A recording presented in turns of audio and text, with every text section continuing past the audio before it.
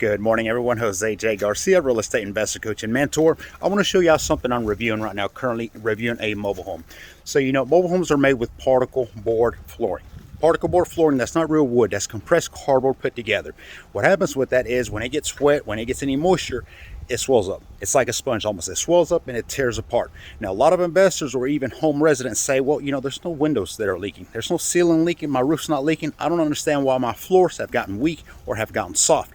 Remember, when you walk in a mobile home, if it's bouncy, if it's a little soft, that should not be happening. That's a problem waiting to happen, and problems don't get better over time. So I want to show you why would be one of those reasons why your floor is getting soft even though it's not leaking anywhere. So I'm going to turn the camera around and show you. So as you can see, all the insulation under this mobile home is starting to fall apart. And if you can really, let me see, narrow in two. I know it's a little hard to see, it's a bit dark, but you can see the insulation is coming apart. Look, that's called wear and tear. A lot of these mobile homes have been sitting here for a long time, and over a period of time, obviously you're walking through, you're walking around them, you'll get that insulation that starts sagging and eventually starts to fall.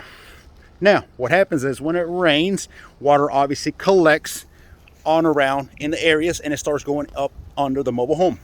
Then it starts to evaporate, and guess where it goes? It goes up into the flooring. I don't mean to go science on you on this video here by no means, but what happens is the water gets trapped onto the mobile home. Then the moisture goes up and it hits the bottom of your flooring, which obviously if there's no insulation there at that point, it's kind of hard to keep that away from it.